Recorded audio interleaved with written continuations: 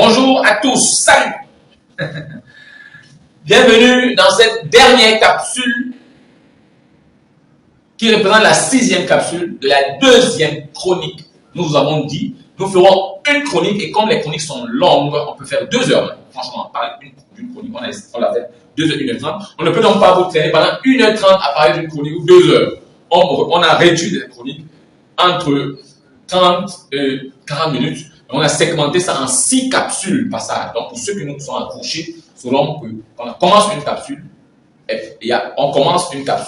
on commence une série d'une chronique de milliardaire. Il y a le lundi, mercredi, vendredi que la chronique va passer pendant 2 semaines. Et puis, l'autre semaine, on va passer à une autre chronique. Aujourd'hui, on vient de faire les 5 chroniques. On a la 6e chronique. Nous avons parlé ici aujourd'hui des personnes qui vont généralement vous rencontrer, vos frères, vos sœurs, qui vont vous rejeter en vous disant que votre activité que vous voulez leur proposer, qui est une activité marketing de réseau, qui est un modèle de distribution simple des produits, j'aime bien souvent présenter des autres, jusqu'à ce que nous-mêmes en Afrique, on ait notre compagnie. Peut-être ça viendra de nous, comme j'aime bien souvent le dire, on ne peut pas être à l'extérieur et vouloir créer une compagnie qui respecte les normes d'un modèle de distribution qu'on appelle marketing de réseau. Nous, on essaye de faire, on va apprendre, peut-être d'ici 20 ans, on va créer une entreprise typiquement africaine qui fait dans le marketing de réseau, comme les autres ont fait. Quand vous vous souvenez de l'histoire du marketing de réseau, c'est des personnes qui ont initié ça. Il y a même certains qui étaient des distributeurs qui ont créé des compagnies de marketing de réseau. Nous aussi, on rêve de faire un jour. Alors, nous sommes donc questionnés. Pourquoi les gens le disent? Pourquoi les gens pensent que le marketing de réseau c'est une secte, c'est une arnaque? On vous a dit pour l'arnaque, on a dit c'est deux. Les responsabilités sont partagées. Nous qui sommes des acteurs, nous qui sommes des professionnels, on explique parfois mal. Parfois, on bâcle l'explication parce qu'on veut rapidement mentir, on va le dire comme ça. On ne dit pas totalement la vérité. On ne dit pas aux gens que entre vous qui êtes là aujourd'hui, qui voulez faire l'activité, il y a un parcours qu'il faut respecter. Il y a un véritable parcours qu'il faut respecter parce qu'on ne gagne pas l'argent, on ne paye pas l'argent.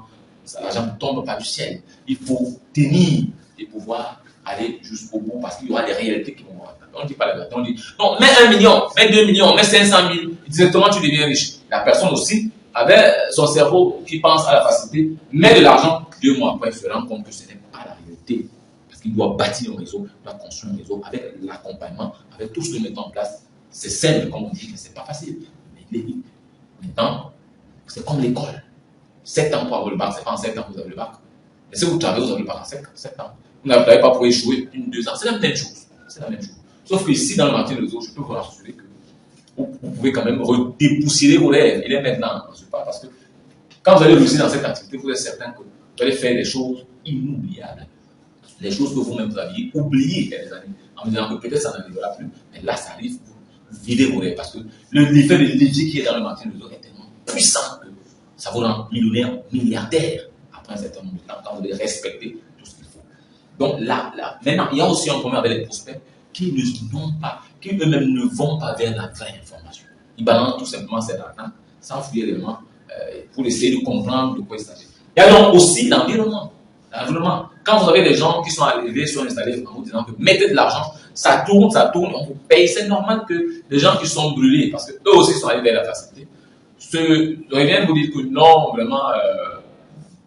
vraiment, on ne peut plus faire ça, parce que hier on s'est brûlé, nous sommes blessés de guerre, on ne peut plus refaire ça, c'est l'arnaque. Voilà, donc les responsabilités sont partagées. C'est en fait pourquoi nous faisons aujourd'hui les chroniques du milliardaire, parce que nous avons compris que le problème est profond. On va donc remettre ça en surface, vulgariser le marketing de réseau pour que tout le monde puisse en parler aisément. Alors, on a donc parlé aussi du marketing de réseau qui est confondu au Ponzi. Vous avez le Ponzi. Dans le Ponzi, réellement, il n'y a pas de produit. Généralement, il n'y a pas de produit. On dit que mettez de l'argent, généralement, on parle effectivement de recrutement de l'argent. Mettez de l'argent, recrutez des personnes, plus les personnes sont nombreuses, plus vous allez gagner, plus il faut un temps pour que l'argent tourne, vous gagnez. C'est vraiment ce qu'on dit. Il n'y a pas de produit, papa. Donc on ne vend rien. On se sert de l'argent des seconds venus pour payer les premières personnes. Et quand les secondes venues n'arrivent plus, les nouvelles recrues ne sont plus là, tout s'écroule. Dans le marché, nous parlons d'un produit physique. Et le but d'une compagnie, en ce moment-là, d'une entreprise, c'est de vendre son produit. Mais sauf que cette entreprise utilise la distribution avec comme maillon fort l'homme. L'homme qui est au centre de cette distribution, qui aide à distribuer, ainsi de suite. Et, puisque ici on parle de recrutement, ou alors de parrainage, les gens confondent ça au Ponzi, c'est pas la même chose. Alors maintenant, il y a les sectes pernicieuses, comme je l'ai dit. Le marketing de réseau, le fait que les gens se rassemblent, les gens ont la même vision, les gens font la distribution des produits et ont le même langage. Quand les gens sont dans les salles, ils se disent que c'est surtout qu'on parle de l'argent. On parle de beaucoup d'argent très souvent.